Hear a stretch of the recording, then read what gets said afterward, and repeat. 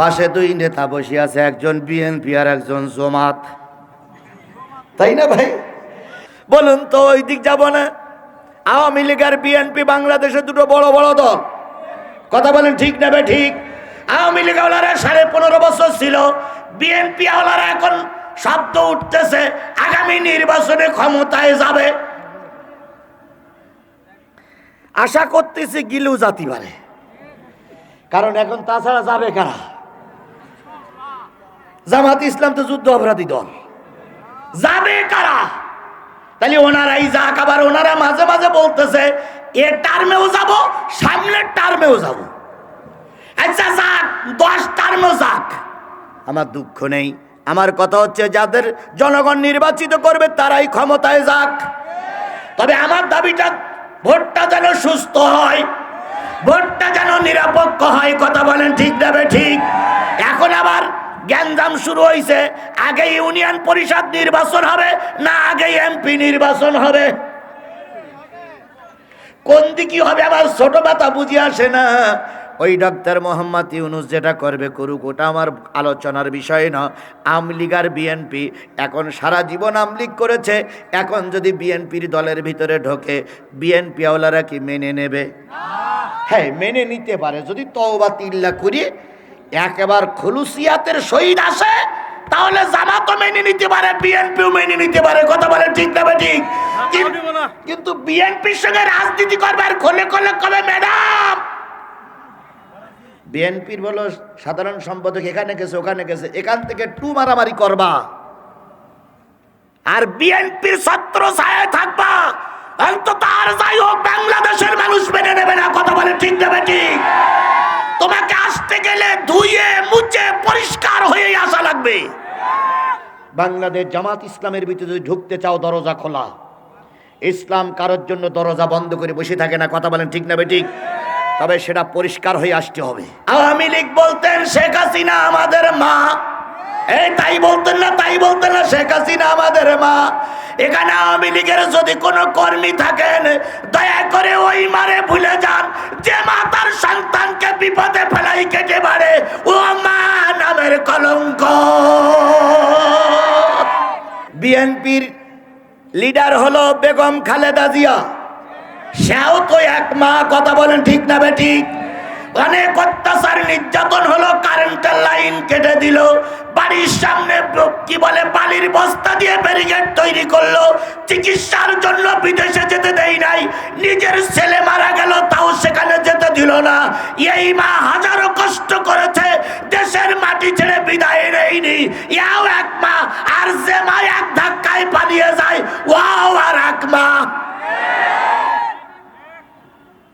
দুইজন মানা, এই কথা বলেন দুইজন মানা? এবার আসুন, বাংলাদেশ জামাত ইসলামী বিগত 15.5 বছরে বেশি নির্যাতিত, সিনিয়র নেতাদেরকে ফাঁসিতে ঝুলানো হলো, এমন কোন নেতা কর্মী নেই যার নামে মামলা হয়নি, কথা বলেন কথা বলেন? ঘরের থেকে তুলে নিয়ে রাজপথে 3 রাস্তার মুখে ব্রাশ ফায়ারে মেরে দিল, বলল যৌথ বাহিনীর গুলিতে মারা গেছে। তারপরে জামাতের নেতাদের ফাঁসি দেওয়া হলো, আল্লামা সাঈদীকে 13টা বছর জেলা বন্দি করে রাখলো। তারপরেও কি জামাতের নেতা কর্মীরা দেশ ছেড়ে পালাই গিয়েছিল? আরো জোরে বলেন, দেশ ছেড়ে পালাই গিয়েছিল। তাহলে যারা দেশের দরদি হয় তারা দেশ ছেড়ে পালাইয়ে যায় না, যা হয় দেশেই হবে, কিন্তু দেশের মাটি ছেড়ে পালানো যাবে না। বলতেছিলাম, একজন পুরুষ তার স্ত্রীকে তালাক দেওয়ার নিয়েতে তালাক দেওয়ার ছলে বলে বসলো, তুই আমার মায়ের মতন, তুই আমার মায়ের পিঠির মতন, তুমি আমার মায়ের শরীরের মতন, তোমাকে আমার মায়ের মতন মনে হয়। এই কথাগুলো তৎকালীন সময়ে বললে স্ত্রী কি হয়ে যেত? তালাক হয়ে যেত। সেই সময় হাওলা বলে একজন নারী, তার 5টা থেকে 6টা ছেলে মেয়ে, স্বামী স্ত্রী গন্ডগোল করে এবার তালাক দিয়ে দিলে, বলল তুই আমার মায়ের মতন, তুই আমার মায়ের পিঠির মতন, তুই আমার মায়ের মতন। এই কথা শুনে ওই নারী কাঁদতে শুরু করলো, আল্লাহ আমার জীবন যৌবন সব ব্যয় করলাম এই স্বামীর পিছনে, এখন স্বামী আমাকে তালাক দিয়ে দিল, এখন আমার এই ছোট্ট ছোট্ট বাচ্চাগুলো নিয়ে কোথায় যাব, কার কাছে যাব, কে আমাকে সাহায্য করবে? যাই না শরিয়াতের প্রবক্তা, শরিয়াতের আনায়নকারী, শরিয়াতের নতুন প্রবক্তা, শরিয়াত নিয়ে আসছেন মুহাম্মদ রাসূলুল্লাহ সাল্লাল্লাহু আলাইহি সাল্লাম, তার কাছে যাই, তিনি একটা সমাধান করেই দেবেন।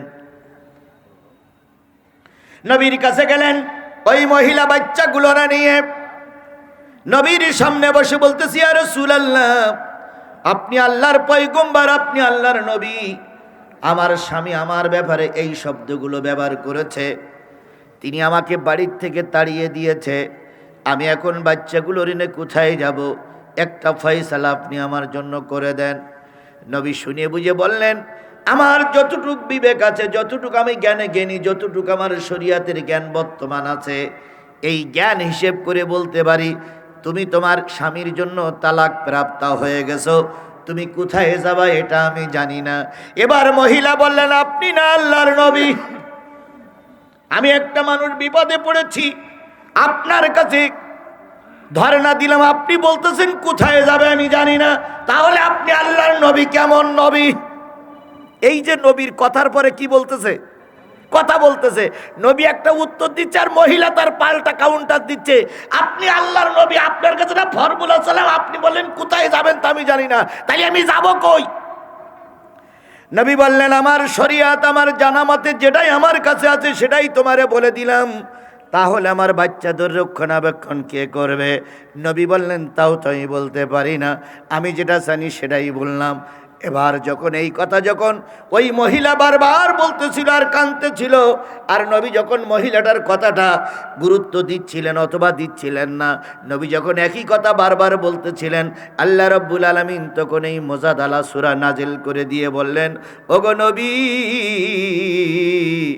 যে আপনার কথার পরে কথা বলে আপনাকে বারবার বোঝানোর জন্য চেষ্টা করতেছে, ওই নারীটারে তাড়াইয়ে দিবেন না। ওই নারী তার স্বামীর কাছ থেকে তালাক প্রাপ্ত হয়নি। তাইলে আমরা কিছু কিছু লোক বলি, নবী সাল্লাল্লাহু আলাইহি সাল্লাম কোরআন নিজে তৈরি করেছে। খোদার কসম, যদি নবী নিজে কোরআন তৈরি করতেন তাহলে নিশ্চয়ই নবীর কথার পরে অটুট থাকতেন। আল্লাহ কোরআন নাজিল করে বললেন, না না না, ওই মহিলা তালাক প্রাপ্ত হই নাই। কেন হই নাই? আল্লাহ নিজেই এবার বলতেছে যে যেহেতু মাকে কেউ মা ডাকলে মা হয়ে যায় না, কোনো মহিলাকে মা ডাকলি সে মা হয়ে যায় না, কোনো মহিলাকে যদি ধরম মা বলা হয় সে মা হয়ে যায় না। মা সেই ব্যক্তি, মা সেই ব্যক্তি যে পেটে 10 মাস 10 দিন ধরে রাখে, এরপরে অগণিত নারীর মুখ ছিঁড়ে দুনিয়ার মুখ দেখায়, তারপরে বুকের গরম পানি নামক দুধগুলো খাওয়ায়, কোলে পিঠে করে মানুষ করে, সেই হয় মা। এমনি কাউকে মা ডাকলে সে কোনোদিন মা হয় না। এবার বলুন তো, মার চাইতে আপনার পৃথিবীতে কেউ আছে? আরো জোরে বলেন, মার চাইতে আপনার পৃথিবীতে কেউ আছে? মা কোনোদিন সন্তানের কাছে শত্রু হয় না, কিন্তু একটা মাকে আমরা বাংলাদেশে দেখলাম, এ মা নামের কলঙ্ক। নবী বললেন তুমি তালাক প্রাপ্ত। এবার আল্লাহ বললেন, না না না, যে ব্যক্তি পেটে ধারণ না করলে মা বলে ডাকলেই মা হয় না, সুতরাং উনি তালাক প্রাপ্ত না। উনি বলেছেন আমার মায়ের মতো তুমি, কিন্তু মায়ের মতন মা আর আপন মা, মায়ের মতন মা আর আপন মা এক নয়। সুতরাং নারী তালাক হয়ে যায়নি। আল্লাহ রাব্বুল আলামিন এই খাওলা নামক মহিলার উদ্দেশ্যে সূরা মুজাদালা আয়াত নাজিল করে দিলেন। মুজাদালার আয়াত সংখ্যা 22টা আয়াতের ভিতর থেকে আমি তেলাওয়াত করেছি 4টা। কয়টা? প্রথম আয়াত আল্লাহ বলতেছেন, আলাম তারা ইলাল্লাযীনা তাওয়াল্লাউ কওমান গদিবাল্লাহু আলাইহিম মা হুম মিনকুম ওয়ালা মিনহুম। ওগো নবী, আপনি কি তাদেরকে দেখেন নাই? ভালো করে শুনবেন, খুব সুন্দর করে। আপনি কি তাদেরকে দেখেন নাই? আলাম তারা ইলাল্লাযীনা তাওয়াল্লাউ কওমান গাদিবাল্লাহু আলাইহিম, আপনি কি তাদেরকে দেখেন নাই যারা গজবপ্রাপ্ত, ধ্বংসপ্রাপ্ত, লানতপ্রাপ্ত মানুষদের দিকে অন্য মানুষদের ডাকে? আপনি কি সেই দল, সেই সংগঠন, সেই নেতা, সেই কর্মী, সেই রাজনীতিবিদকে দেখেছেন যাদের পরে আল্লাহর লানত, আল্লাহর গজব, যাদের পরে আল্লাহ অসন্তুষ্টি, যার যে দল মরার পরে যাবে জাহান্নামে, ওই দলের দিকে আবার অন্য মানুষকে ডাকে? এরকম দল, এরকম সংগঠন, এরকম নেতাদের কি আপনি দেখেছেন? কে জিজ্ঞেস করছে? কাকে জিজ্ঞেস করছে? নবীকে। মা হুম মিনকুম ওয়ালা মিনহুম, তাদের 7টা দোষের ভিতরে একটা দোষ, ওই যে লোকটা আল্লাহর গজবপ্রাপ্ত জাতি, তাদের ভিতরে অনেকগুলো দোষের ভিতরে একটা দোষ, তারা প্রকৃত মুসলমান না, আবার তারা প্রকৃত হিন্দু না। যারা প্রকৃত কোরআন মানে না, আবার প্রকৃত হিন্দু ধর্মও মানে না, মাঝখানে থাকে, এদের পরে আল্লাহর লানত। কথা কি বুঝেছেন আমার, না আন্দাজে বললেন? ঠিক। আল্লাহ বলতেছে যে যে দলের পরে, যে গ্রুপের পরে, যে নেতাদের পরে আল্লাহর লানত, তাদের কি আপনি দেখেছেন? তারা মানুষকে ডাকে সেই দলের দিকে। তাদের অনেকগুলো দোষের ভিতরে একটা দোষ হচ্ছে তারা তোমাদের দলেও না, তাদের দলেও না। তারা খ্রিস্টানও না, আবার প্রকৃত মুসলমানও না। তারা সম্পূর্ণ মুসলমান না, সম্পূর্ণ হিন্দু না, মাঝখানে। কয় আমরা দুই দলেই আছি। কয় দলে আছে? দুই দলেই আছে। ওদেরকে বলা হয় ধর্ম নিরপেক্ষ, ধর্মের ব্যাপারে তারা নিরপেক্ষ। তাই যদি হয়, দুই দলে যদি থাকেন, দুই দলে আপনি আছেন, থাকতে থাকতে মারা গেলেন, মারার পরে আপনাকে এখন আমরা কোন দলে দেব? না, আপনি মাঝে মাঝে টুপিও পরেন, মাঝে মাঝে দুর্গা পূজায় দিয়ে মা মা মা মা করেন। তাহলে এখন আপনি মারা গেছেন, এখন আপনাকে কোন দিকে দেব? হয় হিন্দুদের কাছে দেব, নাই মুসলমানের কাছে দেব? কারণ আপনি দুই গ্রুপই ছিলেন, এখন আপনি কোন দিক যাবেন? এখন আপনি তো বলবেন যে আমি দুই গ্রুপই আছি, আমি দুই গ্রুপই থাকবো। দুই গ্রুপের মন যদি জোগাড় করতে চান, জয় করতে চান, তাহলে মাঝখানতে ভাগ করা লাগবে। অর্ধেক দিতে হবে হিন্দুদের কাছে, ওরা শ্মশানে নিয়ে যাবে, আর অর্ধেক মৌলবি ডেকে জানাজা পড়াইতে হবে। যেহেতু আপনি মাঝে মাঝে দুর্গা পূজার লোক, মাঝে মাঝে মিলাদুন নবীর লোক, মাঝে মাঝে দুর্গা পূজার লোক, মাঝে মাঝে ঈদের লোক, তাহলে আপনি দুই কুলের লোক। এই জন্য আল্লাহ বলতেছে এই দুই কুলে যারা থাকবে, ওই দল আর ওই নেতার পরে আল্লাহর গজব। তাহলে আপনাকে কয় দলে থাকতে হবে?